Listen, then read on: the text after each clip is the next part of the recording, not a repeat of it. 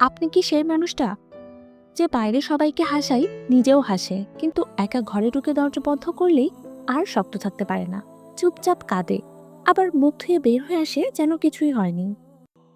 রাতে সবাই ঘুমিয়ে গেলে চুপচাপ ফোনের লাইট বন্ধ করে চোখ মুছে নেয়। সবাই ভাবে আপনি স্ট্রং, কিন্তু কেউ জানেই না আপনি কতটা চুপচাপ ভেঙে পড়েন।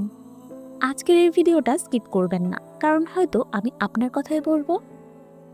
আমাদের দেশে ছোটবেলা থেকেই শেখানো হয় ছেলেরা কাঁদে না, এত সেন্সিটিভ হলে জীবন চলবে না, কান্না দুর্বলতার চিহ্ন। তাই আমরা শিখে যাই কষ্ট পেলে চুপ থাকতে, রাগ হলে গিলে ফেলতে, মন খারাপ হলে বলতে আমি ঠিক আছি। ধীরে ধীরে আমরা এমন মানুষ হয়ে যাই যারা সবার সমস্যা শোনে কিন্তু নিজেরটা কাউকে বলতে পারে না। আর কিছু ঘটনা থাকে যেগুলো আমরা কাউকে বলতে পারি না। একা ঘরে বসে মনের মধ্যে সেই মানুষটাকে কল্পনা করি আর বলতে থাকি, তুমি এটা আমার সাথে কেন করলেন? আমার কথাটা একবারও শুনলে না কেন? তোমার ওই কথায় আমি খুব কষ্ট পেয়েছিলাম, একবারও বোঝার চেষ্টা করলে না।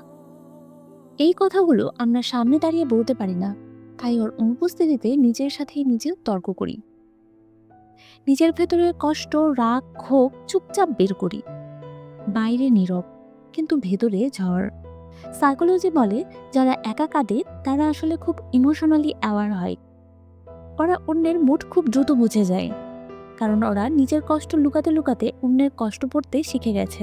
কিন্তু সমস্যা হলো ওরা নিজের পেনকে ছোট করে ফেলে। ওর তো আমার যে অনেক বেশি সমস্যা, আর আমি আমার সামান্য বিষয় নিয়ে কাঁদছি। ছি।